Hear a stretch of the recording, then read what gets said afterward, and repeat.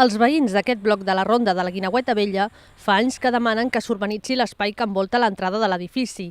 El terreny era antigament el pati d'una escola bressol i encara es conserven els murs i altres elements.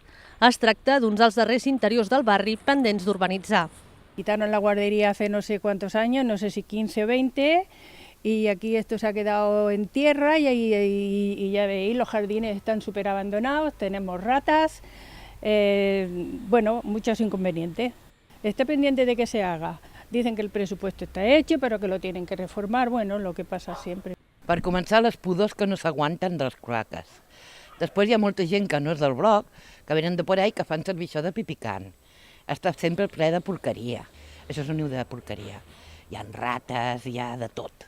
Va haver-hi un pressupost, que és el que diu ella, i van arreglar mitja part del polígono. Quan van arribar allà dalt, van dir que s'havia acabat el pressupost i així ens han quedat. La regidora de Nou Barris s'ha compromès a fer una proposta d'urbanització de l'espai, encara que sigui de forma provisional, i més endavant s'estudiarà la fórmula per arranjar de manera definitiva els interiors pendents.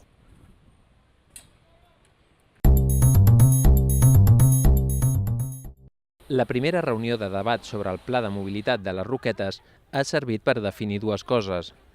Definitivament, el carrer Mina de la ciutat serà d'una sola direcció i tindrà un carril bus, però es consensuarà amb els veïns la resta dels canvis en aquest carrer i els dels voltants. Solamente hay dos cosas que se tienen que mantener como se mantiene a nivel de Barcelona, que es el tema del carril bus y el tema de única dirección, porque si no, no podría haber carril bus.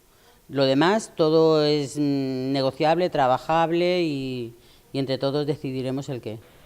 D'altra banda, queda en suspès l'opció inicial d'eliminar aparcament en superfície, una de les grans preocupacions que tenien els veïns.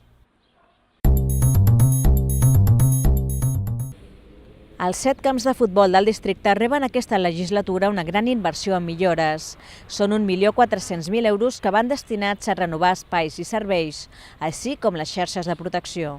Fonamentalment hi havia problemes en vestidors, porteries, materials, magatzems, s'han fet també magatzems nous, i en el cas del camp de futbol de Nou Barris s'ha canviat tot el que és la gespa.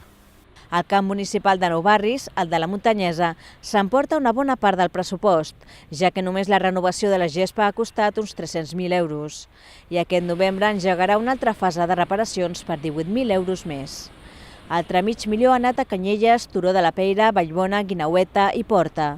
Però el camp que encapçala la inversió a $500.000 d'euros és el del Ciutat Meridiana. Està previst que l'any que ve comenci, dins del paraigua del Pla de Barris de la zona nord, a arreglar el camp de futbol de Ciutat Meridiana, tant el que és l'accés com el voltant del camp, com fer vestuaris nous. Això bàsicament és prop de $500.000 d'euros. Es donarà resposta així a les demandes de vestidors en condicions i a l'adaptació dels accessos, ara amb forts pendents. A banda de les millores als camps, també s'ha apostat per la gestió cívica, de manera que les entitats gestionin l'equipament a través d'un conveni.